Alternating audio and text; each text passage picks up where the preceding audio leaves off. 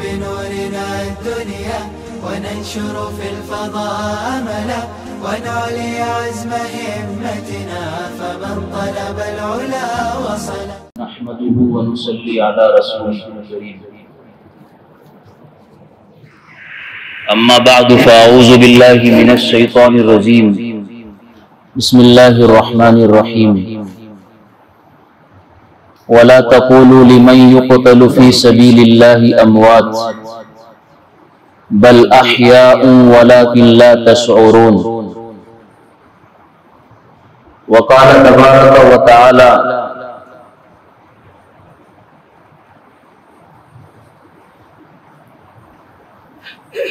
إن عدة الشهور عند الله 12 شهرا في كتاب الله منها 4 حرم فلا تظلموا فيهن أنفسكم. وقال النبي صلى الله عليه وسلم المهاجر من هاجر إلى ما نهى الله عنه أو كما قال النبي صلى الله عليه وسلم. काबिल सद एहतराम बिरादरान इस्लाम, बुजुर्गों, दोस्तों और भाइयों, इस्लाम की पूरी तारीख कुर्बानियों से, शहादतों से और अल्लाह ताला के दीन के लिए अपनी तमाम तर चाहतों और महबूबात को कुर्बान करने से भरी हुई है।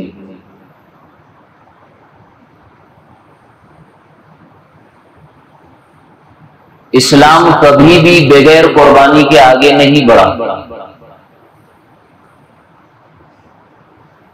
जान और माल को, आबरू और ख्वाहिशात को अल्लाह के दीन की सरबुलंदी के लिए, उसकी आबियारी, उसकी शादागी के लिए और अल्लाह की जमीन पर अल्लाह का कानून चले, अल्लाह की मर्जियात अल्लाह की जमीन पर कायम हो और चले, इसके लिए हर दौर और हर जमाने में अल्लाह के नेक बंदों ने कुर्बानियां पेश की।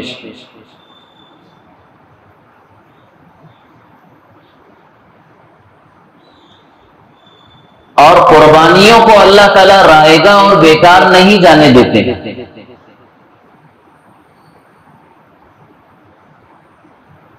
ये दुनिया ईमान वालों के लिए आसानियों का घर नहीं है।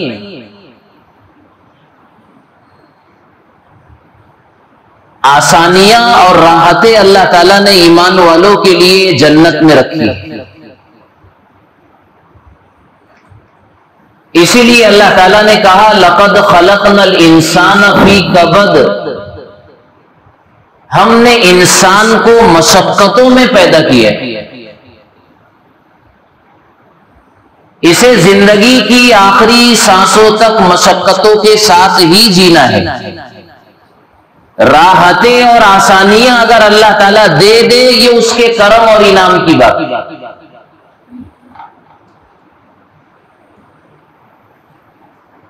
और जब महबूब की चाहतें बढ़ती है और महबूब से मिलने के जज्बात जब जोश मारते हैं और अल्लाह को राजी करने की तमन्नाएं जब ताकतवर बनती है, तो आदमी को अपनी जान, अपना माल और अपना सब कुछ दांव पर लगाना आसान हो जाता है।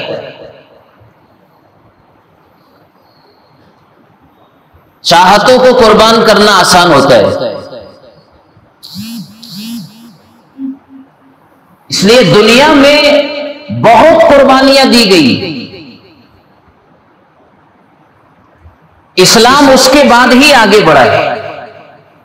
इस जमाने के लोग ऐसा समझते हैं, हम ऐसा समझते हैं कि आसानियों से हम आगे बढ़ेंगे। कठिनाइयां, मुश्किलात, कुर्बानियां, मुजाहदात, रियाजात, परेशानियां हमारी राहों के लिए संगे मील नहीं बनेगी। ऐसा हो नहीं सकता है, ऐसा नहीं होगा।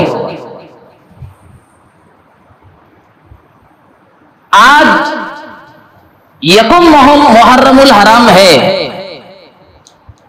इस्लामी नया साल का आगाज है।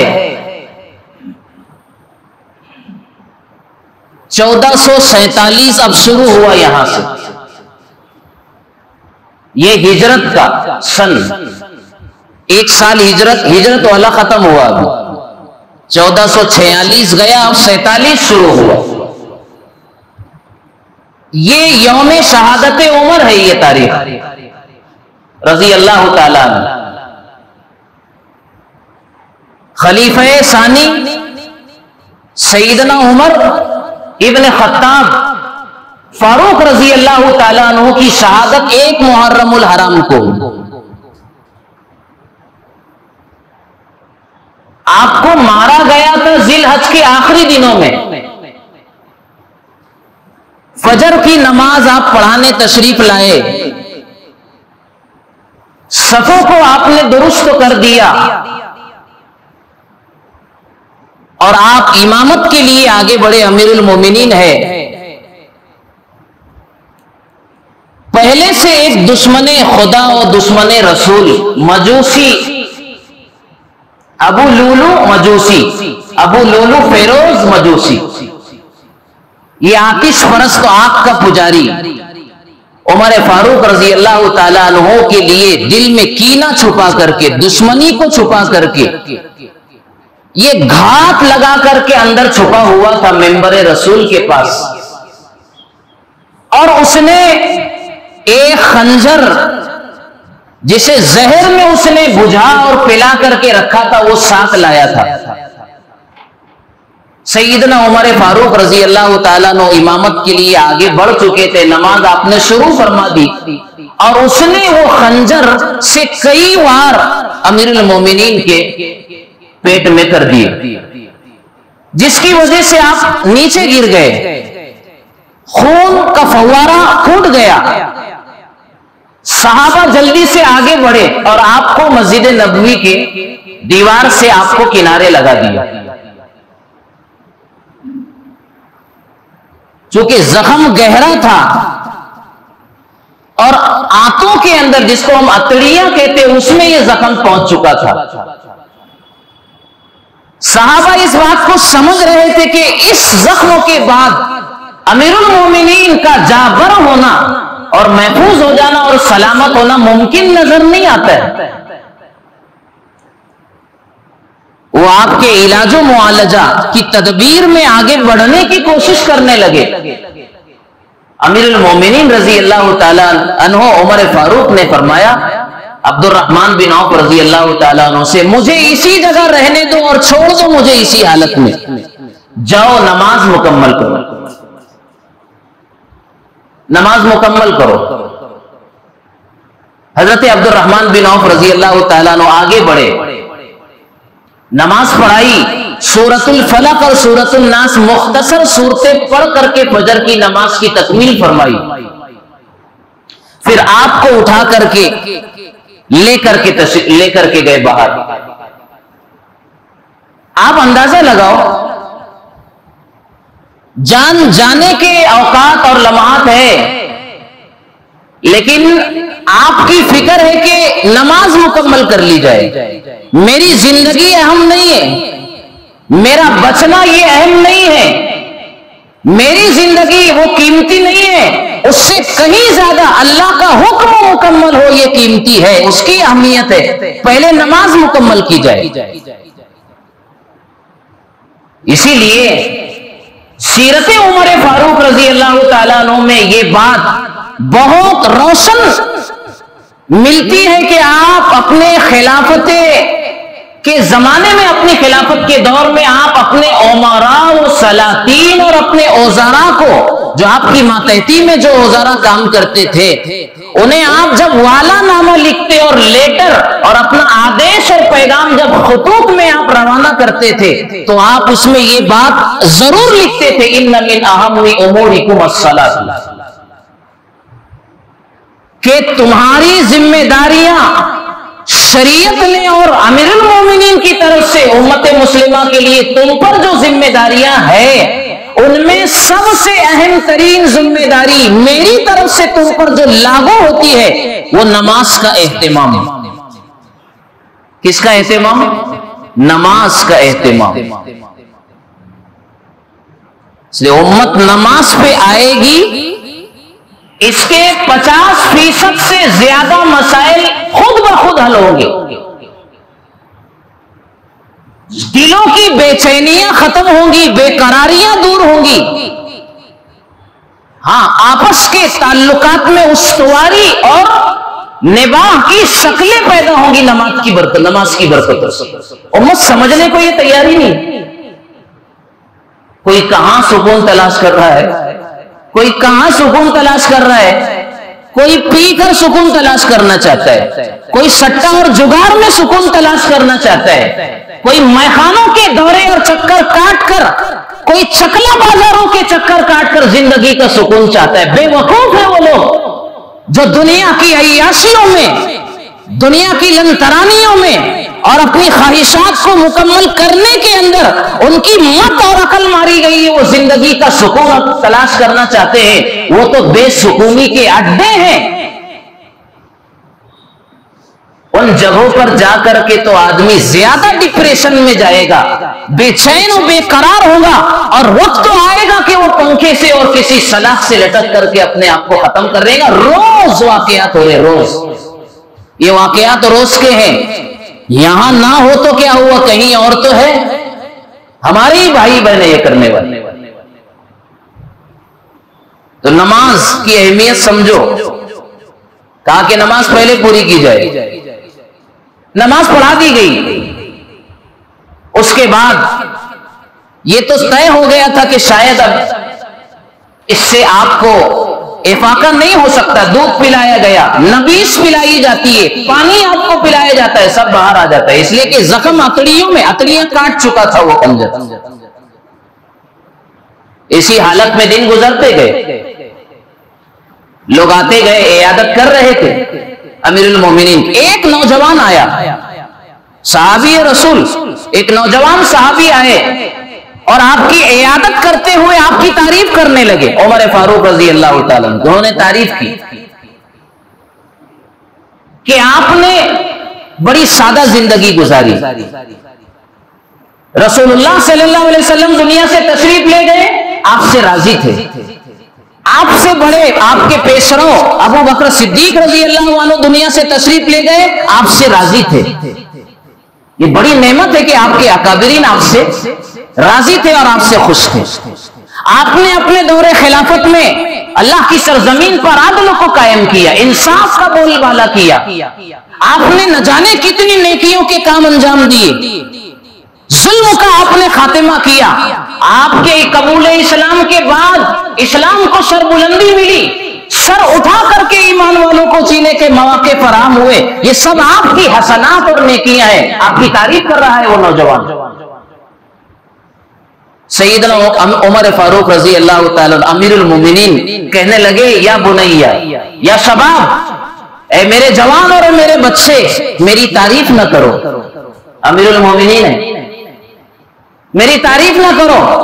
आगे एक जुमला इरशाद फरमाया, वो हम सब की जिंदगियों के लिए इबरत है, सबक है। आप कहते हैं, ला ली वला अलैया, अल्लाह मेरी इन नेकियों और मेरे इन कारनामों के एवज में कल हश्र के मैदान में मुझे एक नेकी ना दे, कोई सिला ना दे, कोई बदला मुझे ना दे, मुझका कोई इसका बेनिफिट मुझको आखिरत में ना मिले। उमर को ये गवारा है, बस उमर की अल्लाह के हुजूर में इतनी इल्तिजा और रिक्वेस्ट है और आजिजाना दरखास्त है कि अल्लाह मेरी पकड़ न करे, लाली वाला अलैया, मेरी पकड़ ना हो। अमीरुल मोमिनीन है, दुनिया से जाने के औकात है, रब से और महबूब से मुलाकात की घड़ियां करीब है और डर और खौफ का उमर फारूक पर यह आलम तारी है। कहते हैं कि अल्लाह मेरी पकड़ न करे। हम गुनहगारों के लिए कितने सबक की बात है। अल्लाह राजी हो जाए, अल्लाह मेरी पकड़ न करे, एक एक नेकी ऐसी है पूरी उम्मत और मिल्लत करेंगी अगर उसके बराबर नहीं हो सकती है, लेकिन वो नेकियां भूल। पता ये चला इससे सीरत उमर के इन आखिरी लम्हात के इन औकात से और उनके जज्बात से ये बात पता चलती है, और हमारे लिए सबक ये कि आदमी को अपनी जिंदगी के किसी कारनामे पर कोई फख्र नहीं होना चाहिए। मैंने फला मस्जिद बना दी, मैंने फला मदरसा बना दिया, मैंने उम्मत के लिए कोई फलाह बहबूद का वो कारनामा अंजाम दिया, मैंने ये किया, मैंने वो किया। आदमी अपने कामों पर नाज न करे और निगाह न डाले। अल्लाह कबूल करे तो कबूल है, वरना पता नहीं अंजाम क्या। 5000 मस्जिदों की तामीर फरमाई सैयदना उमर फारूक रजी अल्लाह अपने दौरे खिलाफत में, उसमें 500 जामे मस्जिद की तामीर। आप सुनो कितना बड़ा इंसान। 17 आयात कुरान में ऐसी है जो सैयदना उमर फारूक रजी अल्लाह ताला अन्हो की चाहतों के मुताबिक उतरी। चाहत जो उमर की चाहत थी, आसमानों पर वो रब्बे कायनात की चाहत आई, और जो चाहते थी वो आयात कुरानी की शक्ल में ढलकर कुरान का हिस्सा बन गई कयामत तक के लिए, हमेशा के लिए। कितना बड़ा इंसान।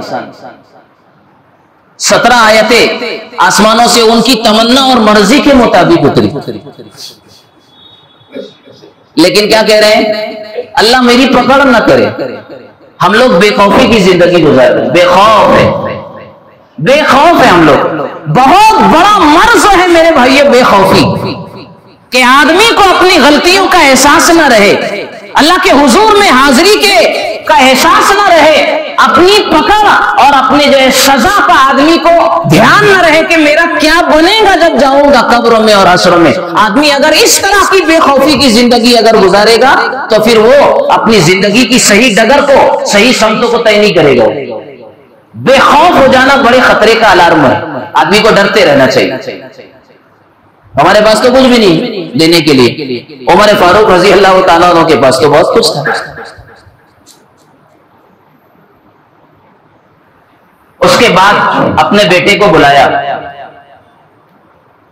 अब्दुल्ला इब्ने उमर रजी अल्लाह तआला, अब्दुल्ला को बुलाया और कहने लगे बेटा जाओ मां आयशा रजी अल्लाह तआला अन्हा से कहो, दरखास्त कहो कि उमर बिन खत्ताब रसूलुल्लाह सल्लल्लाहु अलैहि वसल्लम के कदमों में जगह चाहता है।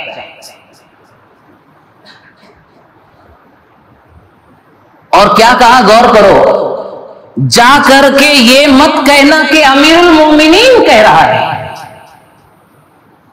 हम तो अपना ओहदा बताते हैं, सीएम कह रहा है, पीएम कह रहा है। हाँ, आमदार का आदेश है, किसी मेंबर ऑफ पार्लियामेंट का ये आदेश है, चीफ मिनिस्टर का ये आदेश है, एसपी का आदेश है, डीवाईएसपी का आदेश है, ये है वो है, हम अपने ओहदे गिनाएंगे। जाकर के मां आयशा से कहना उमर अमीरुल मोमिनीन कह रहा है, ये मत कहना। जाकर के कहना उमर बिन खत्ताब कहता है। दरखास्त है कि मुझे इजाजत दीजिए, क्योंकि हजरत आयशा रजी अल्लाह तआला अन्हा ने रौज़े रसूल में जो आप आराम फरमा है वो जगह हजरत आयशा ने अपने लिए तय की थी कि यहां मुझे दफनाया जाए। क्यों?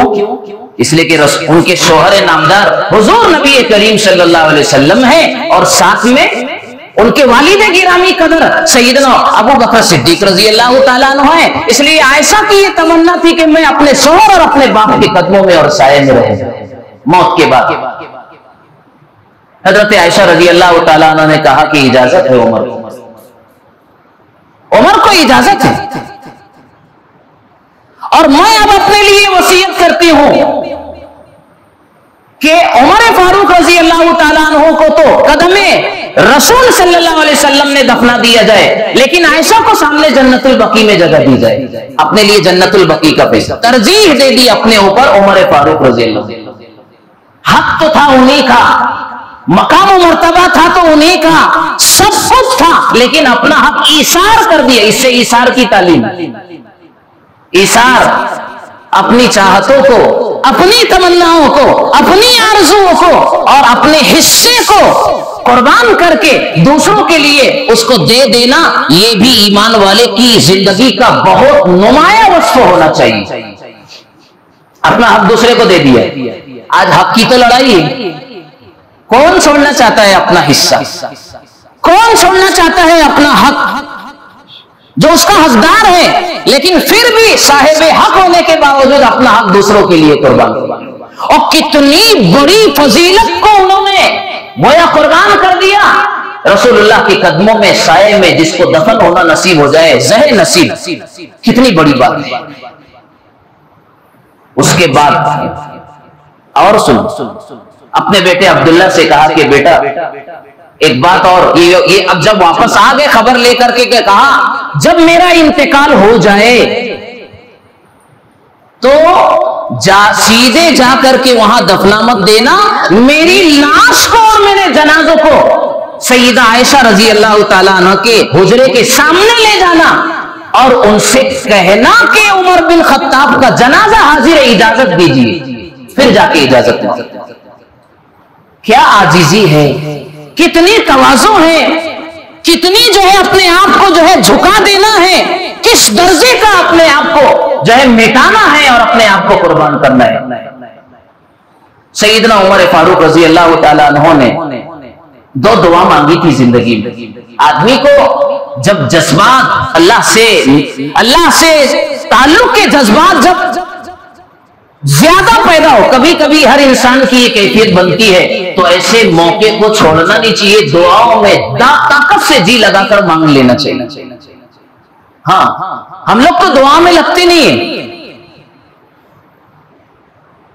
जब जज्बात अल्लाह से के ताल्लुक की, मोहब्बत की चाशनी है और उसके जज्बात जब ज्यादा मौजज़न हो रहे हो, तो ऐसे मौके पर आदमी को दुआ करना चाहिए। दो दुआएं मांगी थी। एक दुआ ये मांगी थी, अल्लाहुम्मा इन्नी अस्अलुका शहादतन फी बलदी रसूलिका। इसमें दोनों बातें हैं। मैं शहादत भी चाहता हूं, यानी मुझे शहादत की मौत देना, पहली दुआ, और मुझे बलद रसूल सल्लल्लाहु अलैहि वसल्लम में मौत देना। दोनों दुआएं कबूल। शहादत भी मिली, मुसल्लह रसूल पर शहीद किए गए, मजलूम मारे गए, और रसूलुल्लाह सल्लल्लाहु अलैहि वसल्लम के शहर में विसाल हुआ और इंतकाल हुआ और शहादत मिली। इसकी बरकत से अल्लाह ताला ने तीसरी दुआ कबूल फरमाई। अल्लाह ने तीसरा इनाम इन दोनों दुआ की बरकत से दिया। ये दोनों दुआएं कबूल हुई और तीसरा इनाम अल्लाह ताला ने ये अता फरमाया कि कदमे रसूल सल्लल्लाहु अलैहि वसल्लम की बरकतों से नवाजा और रसूलुल्लाह के कदमों में आपको जगह मिली। ये दो दुआओं की बरकत से तीसरा इनाम मिला।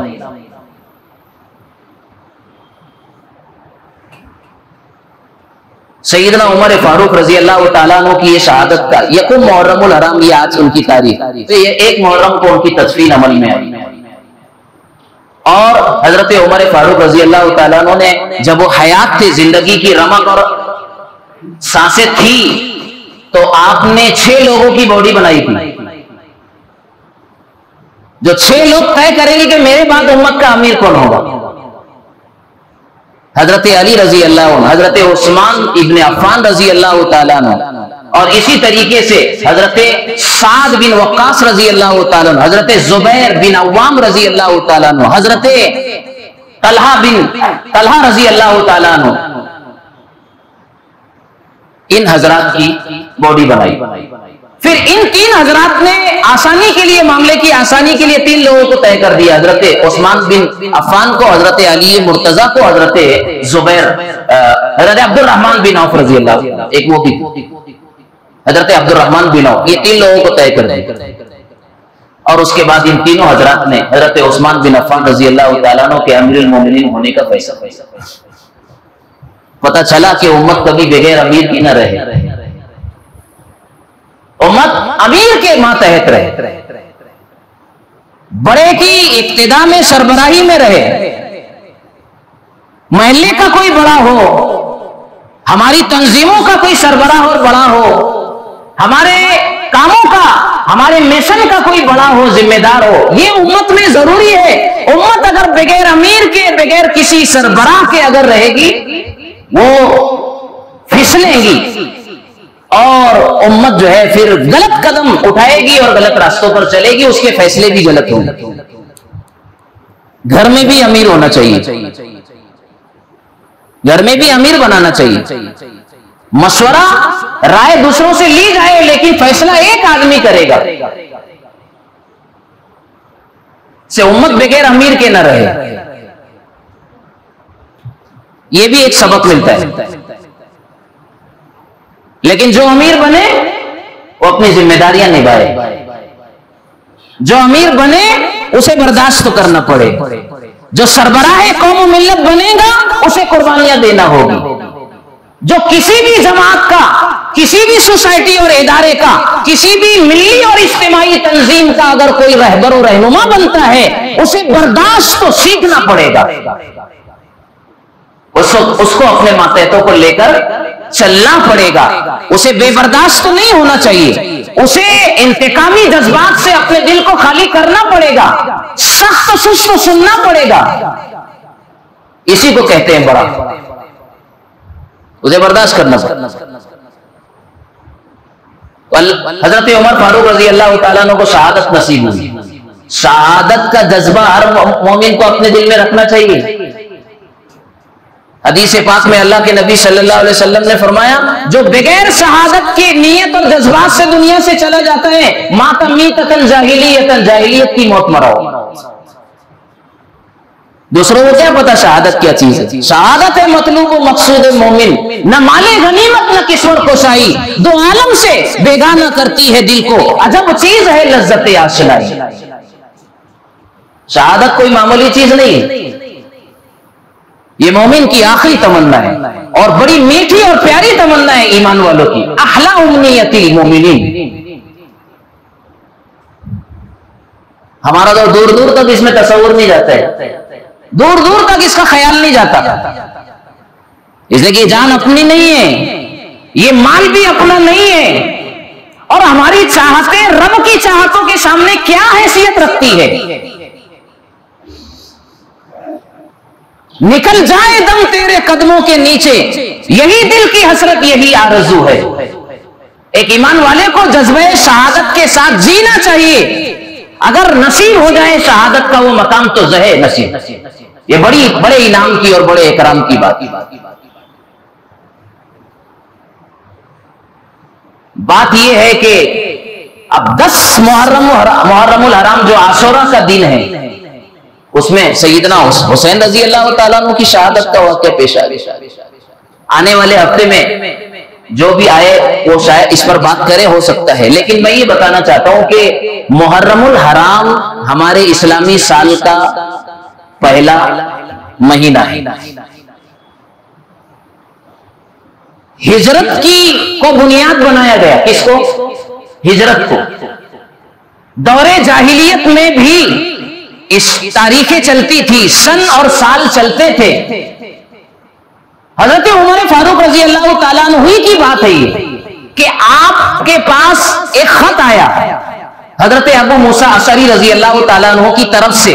उसमें तारीख तो लिखी हुई थी, महीना तो लिखा हुआ था, सन नहीं था। सन साल ईसाई लोग हजरत ईसा अलैहिस्सलातु वस्सलाम की यौम पैदाइश से अपना सन ईसवी चलाते हैं। इस्लाम के पास कोई सन नहीं था। ऐसे ही सैयदना उमर फारूक रजी अल्लाह तआला अन्हु जो खुतूत सरबराहों के नाम, दुनिया के उमरा और सलातीन और बादशाहों के नाम लिखते थे, उसमें तारीख और दिन तो होता था, लेकिन उसमें सन नहीं होता था। ये मसाला सहाबा के दरमियान गर्दिश करने लगा कि कोई सन होना चाहिए हमारे खत पर, और हमारा भी कोई साल होना चाहिए, उससे आगाज होना चाहिए। किसको बुनियाद बनाया जाए? तो किसी ने राय दिया कि हुजूर की यौम पैदाइश को हमारे जो है कैलेंडर का आगाज किया जाए, आपके यौम वफात को बुनियाद बनाया जाए, या आपके हिजरत के वाकया को बुनियाद बनाया जाए। कुरैश मक्का आमुल फील से चलते थे। आमुल फील वो अब्राहा के लश्कर ने जब मक्कतल मुकर्रमा को ढाने का और काबतुल्लाह को गिराने का फैसला किया था, वो उसको बहुत बड़ा वाकया अपनी जिंदगी में समझते थे। वहां से कुरैश मक्का अपने सन का आगाज करते थे, आमुल फील, हाथियों वाला साल। लिहाजा इत्तेफाक हो गया कि हिजरत को बुनियाद बनाया जाए। सन हिजरी चला, इस्लामी तारीख सन हिजरी। हिजरत के वाकया को बुनियाद बनाएंगे और हमारे सन का आगाज हिजरत से होगा। अब हिजरत तो हुई रबीउल अव्वल में, मुहर्रम, उसके बाद सफर, फिर रबीउल अव्वल। लेकिन जरा 2 महीने पीछे आ गए, 1.5 महीना 2 महीना पीछे आ गए और मुहर्रम से आगाज किया, इसलिए कि जमाने जाहिलियत में भी मुहर्रमुल हराम से महीनों की इब्तिदा थी। जमाने जाहिलियत में महीनों की इब्तिदा मुहर्रम से थी। हमने हिजरत को आगाज उस बुनियाद बनाया, लेकिन थोड़ा पीछे आ गए, मुहर्रम को पहला साल का पहला महीना इसलिए करार दिया ताकि पुराने हिसाब के साथ हमारे नए हिसाब का जोड़ हो जाए, मुआफकत हो जाए। इसलिए हमने मुहर्रम को बुनियाद बनाया। हमारे सन इस्लामी की बुनियाद हिजरत है। हिजरत को क्यों बुनियाद बनाया? इसलिए कि दुनिया में पैदा होना और दुनिया से चले जाना ये रोजमर्रा का मामूल है। दुनिया में लोग आते हैं और जाते हैं और ये तो रहेगा।